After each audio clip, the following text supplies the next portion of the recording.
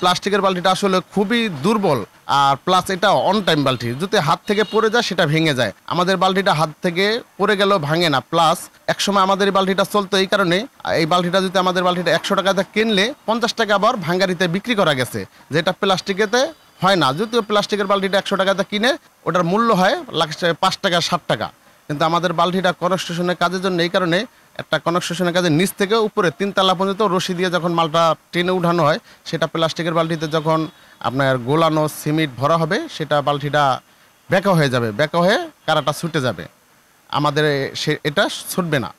এটা হলো মূল কারণ, যে কারণে আমাদের বালতিটা কনস্ট্রাকশনের কাজে ব্যবহার হয়। আসলে আগে যেভাবে বালতির চাহিদা ছিল সে মূল্যে এখন একটু কমেছে। এখন শুধু কনস্ট্রাকশনের কাজে বা জাহাজ বা আপনার বিভিন্ন ট্রাকে এগুলোতে ব্যবহার হইতেছে। তো বাসা বাড়িতে আমাদের বালতিটা নাই বলতে গেলেই, শুধু কারণটা হইতেছে প্লাস্টিকটা আসলে আমাদের দেশটারে দখল করেই নিছে যেটারে বলা যায়।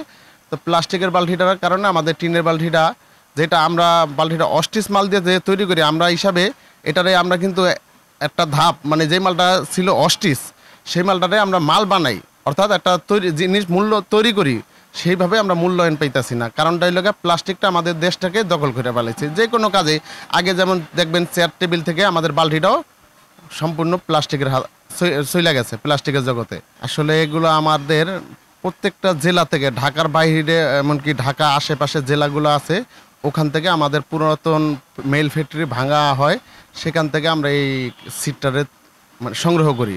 সংগ্রহ করার পরে যেখানে যেরকম যানবাহন হয়, এলা যদি নৌপথ হয় বা সড়ক পথ হয়, সেখানে সেভাবে করেই মালটা প্রসেসিং করে আনা হয়। এলা ট্রাকে না, আসলে আমাদের সব জেলায় আমাদের যাওয়া সম্ভব হয় না। আমাদের এখানে অনেক লোকজন আছে, প্লাস অনেক এটার ডিপার্টমেন্টে আলাদা ব্যবসায়ী আছে। হ্যাঁ, ওনাদের কাছ থেকে আমরা কিনি। তারপরে আমাদের এই কারখানাতে ওনাদের পিকআপের মাধ্যমে বা নৌকার মাধ্যমে আসার পরে আমাদের কারখানায় মালটা ঢোকার পরে এই মালটাকে ঢেউ থাকে, ঢেউ অবস্থায় আমাদের লেবার দিয়ে মালটারে পিটানো হয়, দুরমুজ দিয়ে পিটানো হয়। পিটানো হওয়ার পরে মালটা সোজা হয়। সোজা হওয়ার পরে আমার কারখানা থেকে কারিগর দিয়ে মালটাকে বালতির যে ফর্মা থাকে সেটা দিয়ে কাটা হয়।